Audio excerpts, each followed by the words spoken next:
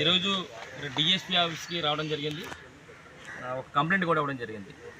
మరి డిఎస్పీ గారికి కంప్లైంట్లో కారణం ఏంటంటే, ఏదైతే నర్సీపట్నంలో ఒక 3 చోట్ల మా మాజీ ముఖ్యమంత్రి గారు వైఎస్ఆర్ కాంగ్రెస్ పార్టీ రాష్ట్ర అధ్యక్షుడు వైఎస్ రెడ్డి గారి మీద ఒక తప్పుడు ప్రచారం చేస్తూ హోర్డింగ్స్ 3 చోట్ల పెట్టారు. ఒకటి పెద్దబెడ్డపల్లిలో, ఒకటి మంగిలాల దగ్గర, ఒకటి మూడోదేమో క్లబ్ సిటీ క్లబ్ దగ్గర, ఒకటి 3 కూడా పెట్టి ఏంటంటే 5 ఏళ్లలో ఒక ఉద్యోగం కూడా ఇవ్వలేదు, 0 జగన్ అని చెప్పి ఈ విధంగా హోర్డింగ్స్ ఏదోలాగా హోర్డింగ్స్ పెట్టి తాపత్రయపడుతున్నారు ఈ పార్టీకి సంబంధించిన కూటమి ప్రభుత్వం వాళ్ళు. నేను ఒకటే చెప్తాను ఏంటంటే, ఈరోజు చూస్తే జగన్మోహన్ రెడ్డి గారు ముఖ్యమంత్రిగా అయిన 4 నెలల్లోనే సుమారుగా 1,30,000-35,000 ఉద్యోగాలు గ్రామ వార్డు వాలంటీర్లు ఇచ్చారు. ఇంకంతా అన్నీ ఒకేసారి 4 నెలలు అంత ఇవ్వలేదు. వీళ్ళంతసేపు ఏంటంటే డిఎస్సి గురించి మాట్లాడుతున్నారు. డిఎస్సిలో 16,000 ఈ వేటి మీద ఉద్యోగాలు ఇచ్చారని చెప్పి గొప్పగా చెప్తున్నారు. అయితే మేము మొన్నటి వరకు మేము ఉద్యమాలు చేసేది కూడా ఏంటంటే, ఏదైతే డిఎస్సిలో అక్రమాలు జరిగినాయో అన్ని ప్రతిదీ కూడా ఆధారాలతో సహా మా పార్టీ రాష్ట్ర అధ్యక్షుడు వైఎస్ రెడ్డి గారు క్లియర్గా చెప్పడం జరిగింది.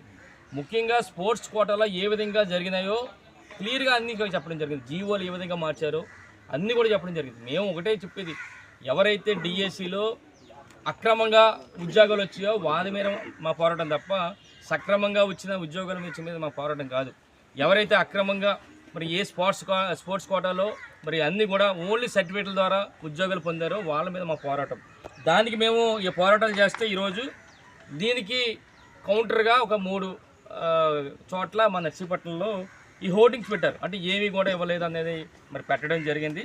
అయితే ఒకటే పెడుతున్నాను, ఆ హోర్డింగ్స్ చూస్తే హోర్డింగ్స్ ఎవరు పెట్టాడో పేరు లేదు, ఎవరు పెట్టించాడో పేరు లేదు, అసలు అడ్రస్ లేదు. ఎవరో కూడా పెట్టి అక్కడ అంటే కేవలం ఏంటంటే ఏదోలాగా అలదర చేయాలి, గొడవలు చేయాలి నర్సీపట్నంలో ఈ విధంగా హోర్డింగ్స్ పెట్టని చెప్పి ఒక ఆలోచనతో ఈ విధంగా వారు పెట్టడం జరిగింది. దాని మీద మేము ఒకటే చెప్తున్నాం, ఈరోజు మన డిఎస్పీ గారు కూడా కంప్లైంట్ చేయడం జరిగింది ఇప్పుడే. అయితే పెడుతున్నాం, ఇప్పుడు చేయండి. ఎవరన్నా హోర్డింగ్స్ పెద్ద పెట్టండి, తప్పలేదు. ఏంటంటే ఎన్నికల ముందు నిరుద్యోగ భృతి ఇస్తామన్నాం, ఈ రోజుకి 78,000 నిరుద్యోగ భృతి కూడా ఇవ్వలేకపోయాం. అవన్నీ ఎగ్గొట్టిస్తాం. నిరుద్యోగ భృతి 78,000 ఎగ్గొట్టని చెప్పి పెట్టుకోండి, పెద్ద హోర్డింగ్ నర్సీపట్నం మొత్తం పెట్టండి. నిరుద్యోగులకు ఇస్తామన్నాం ఎన్నికల ముందు, ఈ రోజుకి 78,000 బాకీ ఉన్నారు, మేము ఎగ్గొట్టిస్తాం అని చెప్పి గొప్పగా పెట్టుకోండి. అలాగే ఇంకోటి, ఆడబిడ్డ నిధి ప్రతి నెల కూడా 1,500 ఇస్తామన్నాం, ఈ రోజుకి ఈ 26 నెలలకి సుమారుగా 39,000 రూపాయలు ప్రతి ఆడబిడ్డకి ఇవ్వాలి, 39,000 ఎగ్గొట్టిస్తాం అని చెప్పి పెట్టండి, పెద్ద హోర్డింగ్స్ పెట్టండి, మాకు అభ్యంతరం లేదు. అలాగే ఎన్నికల ముందు ఎస్సీ, ఎస్టీ, బీసీ మైనార్టీలకి 50 సంవత్సరాలకే పెన్షన్లు ఇస్తాను 4,000 రూపాయలు, మరి ఈ రోజుకి సుమారుగా 26 నెలలకి ప్రతి ఒక్కరికి కూడా 50 సంవత్సరాలు ప్రతి ఒక్కరు కూడా 1,04,000 రూపాయలు ఇవ్వాలి, మేము ఇవ్వలేదు ఎగ్గొట్టించని చెప్పి పెద్ద హోర్డింగ్స్ పెట్టండి నర్సీపట్నం అంతా కూడా, మాకు అభ్యంతరం లేదు. అలాగే ఈ రోజు చూస్తుంటే 60 సంవత్సరాల పెన్షన్లు ఒకటి కూడా ఇవ్వలేదు. ఈరోజు చూస్తే కొన్ని వేల మంది నర్సీపట్నంలో ఉన్నారు, 60 సంవత్సరాల పెన్షన్ లేదు, వాళ్ళకి కూడా సుమారుగా 4,000 రూపాయలు చొప్పున ఈరోజు 26 నెలలు కూడా వాళ్ళకి కూడా ఇవ్వాలి, అవి కూడా ఎగ్గొట్టించని చెప్పి పెద్ద హోర్డింగ్లు పెట్టండి, మాకు అభ్యంతరం లేదు. అలాగే చూస్తుంటే సంవత్సరానికి 3 సిలిండర్లు ఇస్తామన్నాం, ఇప్పుడు 2 సంవత్సరాలకి 6 సిలిండర్లు ఇవ్వాలి, 1 సిలిండర్ ఇచ్చాం, ఉన్న 5 సిలిండర్లు ఎగ్గొట్టించని చెప్పి గొప్పగా పెట్టుకోండి, మొత్తం హోర్డింగ్స్ అన్ని కూడా, మాకు అభ్యంతరం లేదు. అలాగే అన్నదాత సుఖీభావ కింద ఎన్నికల ముందు ఏమన్నామంటే, మా కేంద్రంతో సంబంధం లేకుండా 20,000 రూపాయలు ఇస్తామని చెప్పి ఆ రోజు చెప్పాం. కానీ ఈరోజు మేము 14,000 వేస్తున్నాం, ఉన్న 6,000 ఎగ్గొట్టేస్తామని చెప్పి గొప్పగా చెప్పుకోండి, హోర్డింగ్స్ నర్సీపట్నం అంతా పెట్టుకోండి, మాకు అభ్యంతరం లేదు. అలాగే తల్లికి వందనం ఏదైతే 15,000 ఇస్తామన్నాం, ఇప్పుడు 2,000 రూపాయలు ఎగ్గొట్టేసాం, అది గొప్పగా చెప్పుకోండి, మీ అందరూ, మాకు అభ్యంతరం లేదు. అలాంటి గొప్పలు చాలా ఉన్నాయి, ఇవన్నీ కూడా హోర్డింగ్స్ పెట్టుకోండి. ఒకటే మేము అంటున్నాం, ఈరోజు ఏదైతే మా రాష్ట్ర పార్టీ అధ్యక్షులు జగన్మోహన్ రెడ్డి గారి మీద మరి ఏదైతే ఉద్యోగాలు ఏమన్నారో బ్రహ్మాండంగా 5 సంవత్సరాల కాలంలో ఎన్నో ఉద్యోగాలు ఇచ్చారు.